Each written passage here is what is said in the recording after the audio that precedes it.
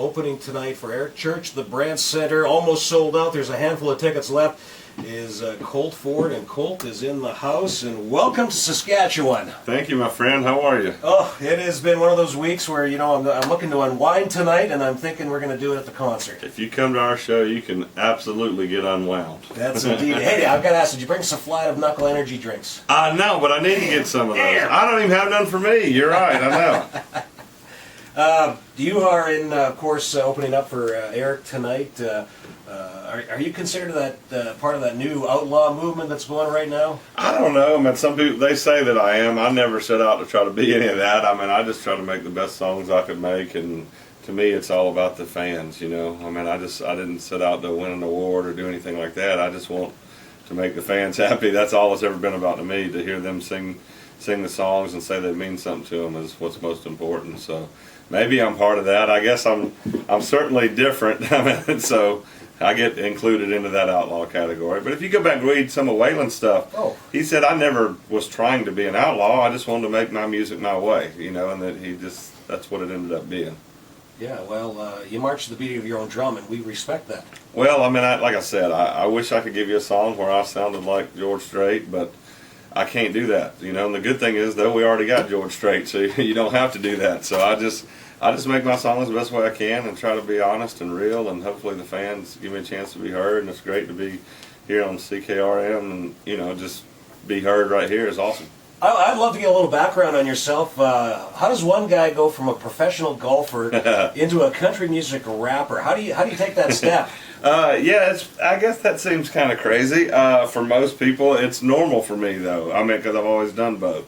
I guess my mom always told me God never gives you anything He doesn't intend for you to use. So for me, I was a good athlete. Believe it or not, I wasn't always 300 pounds. I was a good athlete, and I had a lot of scholarships in baseball and golf, and I ended up doing golf. And I always tried to do both at the same time, but the time frames do not work very well. In golf, it's time to get up. When in music, that's normally when I go to bed. So they don't go together. So I did that. I had to feed my family, so I chose that because I knew for sure that I could feed my family playing golf at the time. And music is there's a lot of luck involved, you know. I mean, it's not always about how good you are. There's a lot of luck, right place, right time. And luckily, I just decided to try one more time, and here we are 4 albums later, and people are liking it, so I've been really blessed. How did you discover, come to the realization, yeah, I know you mentioned it a bit there, but this is the format, this is the path you want to take? What pointed you in that direction, or who pointed you in that direction? Well, I mean, when I went in the studio musically and just tried to completely be myself and be honest, this is what happened. I mean, I wish I could sing. I can sing a little bit. I wish I could sing a little better, but you know, it is what it is. And so I felt like the best way for me to deliver these songs was the way that I do it. So, you know, recitation talking records have been around a long time before me, before the term rap was even a term. So, right. I mean, if you go back and listen to Tex Williams and Smoke That Cigarette and some old Johnny Cash stuff, and listen to C.W. McCall stuff and Jerry Reed, I mean, that was what those guys were doing. They just didn't call it that. So for me, I just consider myself a country artist. People call me a lot of different things. Some of them are nice and some of them ain't, and that's all right. But that's what makes music great. It's open for interpretation, you know. And when Charlie Daniels tells me, I think you're picking up where I left off, that's good enough for me.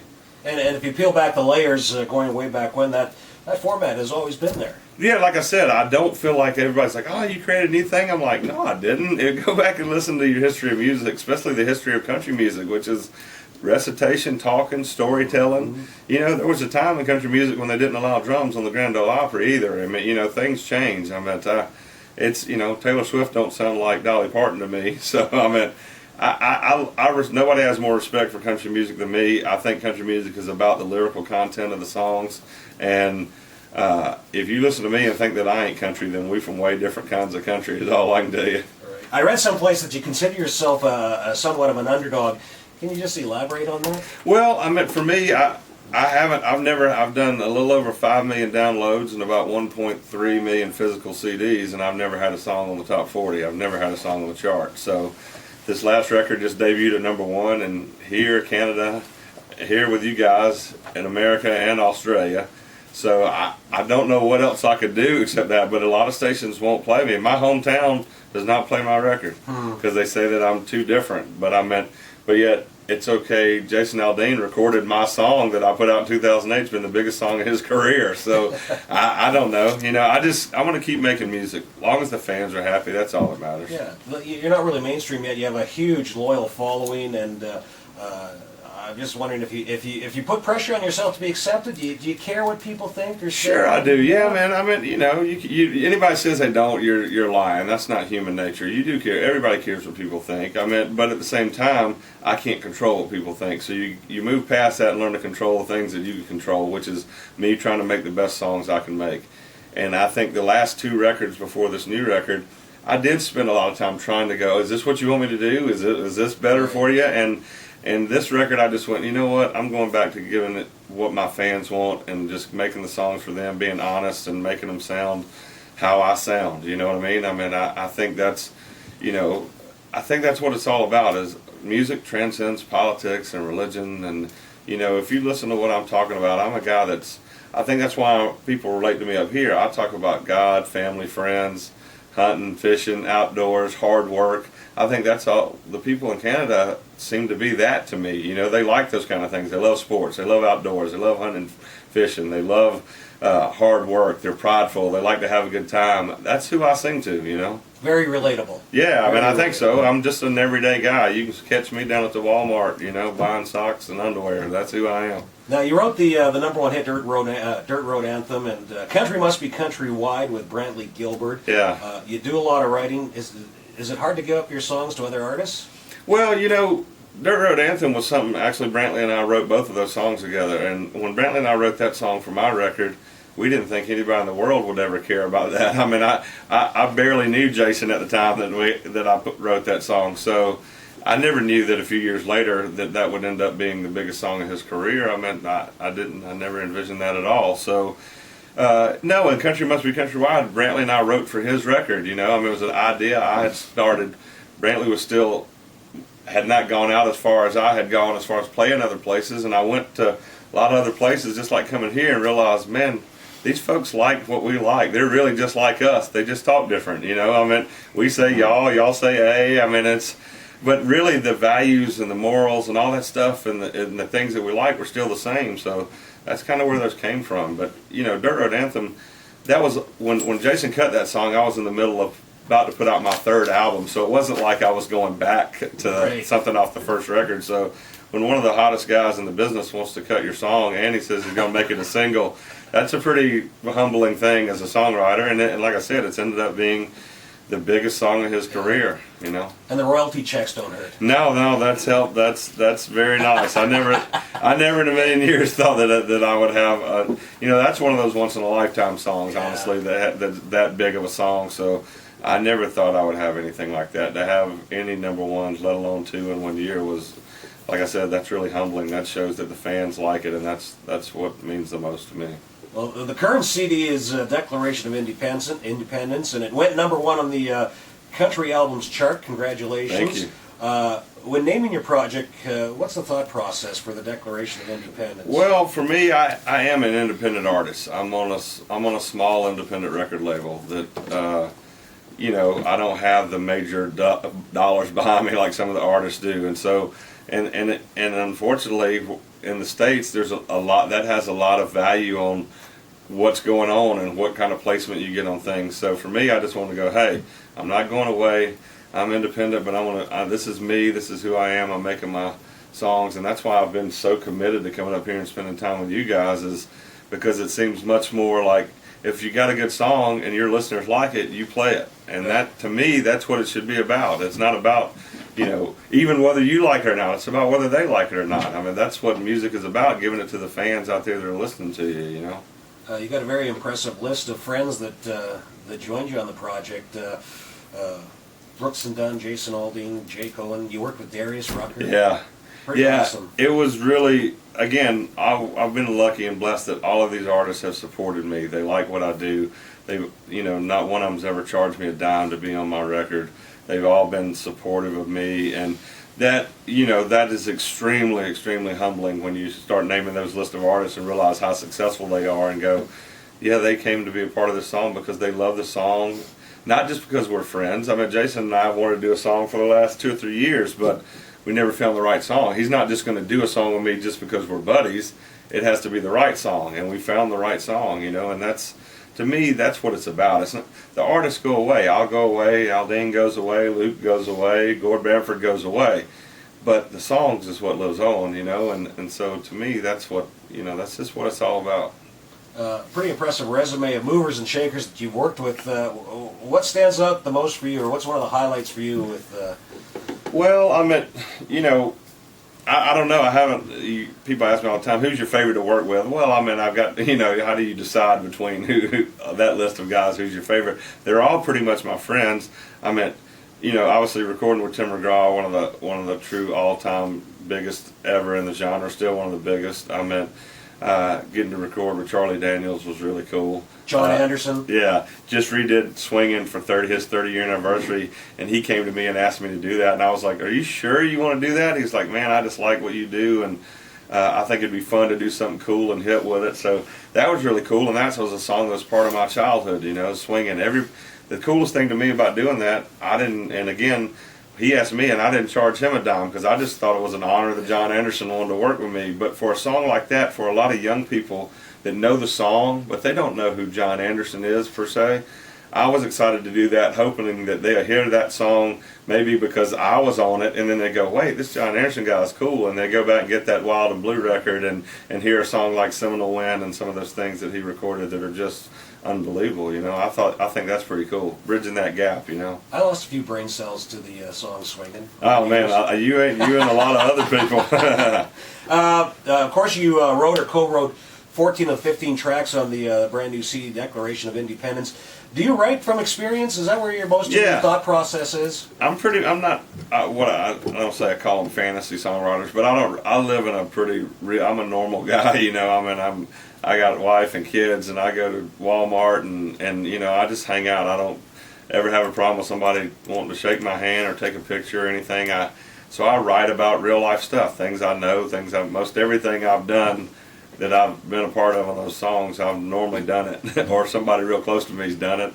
I was standing there when the guy asked me to hold his beer while he did it, so I've been a part of most of it, and I think that's just who I am. I mean, I write about things that I know about. I can't, I don't use words that I don't know the definition of, and if the words ain't, then I just say ain't, Well, you come across as one of those guys that I really want to get to know and very approachable, and that's a rarity, Well, I mean, it frustrates me. Believe me, I've had a couple, I don't want to name names, but I've had a couple incidences with artists that try to, that whole big time thing. I got a real problem with that. I mean, you're playing music for a living. I mean, you're not a neurosurgeon, so you should be pretty thankful that people care anything about what you're doing. And I think you should always take time and shake a hand or take a picture, because to that person, it's a really big deal. And for them, that may be the only chance they get to say hello to you. So I'll stop what I'm doing. I chew food just like everybody else. I'll wipe my mouth and stand up and take a picture with you. I think your other fans out, they're the ones that make you or break you. So to me, I'm always going to do that. Colt Ford is my guest. A class act on the stage tonight, opening up for Eric Church. What can we expect from Colt Ford tonight? Are you going to wind her up? Oh man, yeah. I mean, that's all I know how to do. I move around pretty good for a big boy. It's not a stand there, play your songs, and stand in one place kind of thing. That's not what I do, and it's certainly not what Eric does. Eric and I are friends, and he's been very supportive of me. We've actually did a song together on my record before this. It's a good match with us. It's not, if you're interested in coming and just sitting down and staring and gently clapping, this is probably not the show you want to come to. This is pretty rowdy and intense. You won't find two guys that are more sure of who we are as artists. I mean, I'm really sure who I am, and I know Eric's really sure who he is, and he's not going to change that, and neither am I, and that's the way we perform. I mean, you won't find two guys standing on stage that give any more to the audience than we do. I mean, it's 100% all about them. I mean, and that's what we want, and it's awesome. I've played with Eric quite a few times, but him to bring me out on tour is a big deal.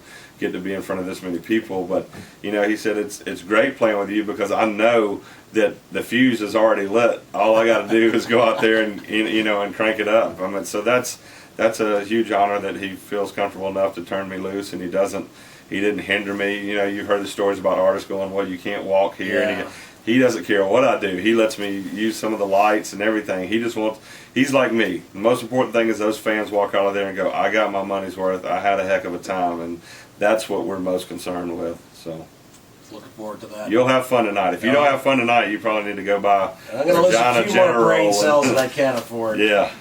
What new projects do you got on the go? Or what's on the plate right now that's keeping you busy? I know the tour's underway, but I'm sure you're going to the studio. Yeah, no, we're actually just, I work. I play a lot of shows. That's the way I've done it. And I've really committed to coming up here and spending time with you guys. Eric and I were both wanted to come during this time of the year. I'm sure it's easy for artists to come in August. I mean, we wanted to come and show the fans up here, like, hey, we're committed to coming when it's tough on you guys too. And the turnout has expressed that. That people are going, this is cool. Y'all are coming when it's cold up here and getting right in the middle of it, and it's been fun for us. But I'm gonna go in the studio. I want to do some more songs with some Canadian artists. I really enjoy a lot of artists up here. I mean that I'm a fan of, and I'm going to do something. There's probably going to be a special surprise come out maybe March or something. I'm going to go back and record something with Gord Bamford again. I'm a big fan of his, and I really like that Dallas Smith. I've really been listening to him a lot, and I like the way he sounds, and so I'm going to keep doing that and just keep making music, and having fun, and I'll definitely be back in the summertime. I want to try to plan where I can come maybe a month in the winter and a month in the summer, and I want to try to do that every year. I mean, I've just had a blast up here, and the reception has been overwhelming to me, and I just couldn't believe I could have so much fun up here. It's been awesome. Well, we'd love to get you back in the summer months, and you could probably bring your golf clubs, and maybe we'll do a contest around it, and let's go golfing with We Colt can Ford. do that. That sounds fun. Got some nice courses around There's here. a lot of good ones up here. I want to play the single back. I saw you do this on CTV a couple of weeks ago. Yeah. You were out there doing in Toronto, and this song it struck a chord with me. And again, a very relatable song that I could see it when you were singing it that this one held special meaning for you. It's hard for me to do sometimes, to be honest with you, because everything in that song that's my life, really, right in front of you. And all those things that I say in that song are 100% true. And my friend that passed away, that I would give $1 million if he was still here, I named my son after him. And when actually this morning I was on TV here and they were playing the video. It's kind of hard for me to I don't like watching that video. I love what we did, but that's my family. That's my mom and my dad, and the reality of, everybody I think can relate to that song. I mean, like you said, it strikes a chord with you. The names aren't the same, but the story. There's somebody you remember, or family, or something, and the things have changed. And sometimes we wish we could go back to getting without cell phones and Twitter and all. Although it's been awesome, but sometimes you just wish you could go back to that simpler time when things were a little bit easier, and and that's what that song's all about. So it's a really emotional song for me, and I'm really proud of that record. Colt Ford, all the best and continued success, and you drop by anytime you're in the area. I appreciate you guys having me so much and letting me be heard on your station. Thanks very much. Here's Colt Ford and Back on 620 CKRM. There's just a handful of tickets for tonight. Get yours with the Source, 620 CKRM.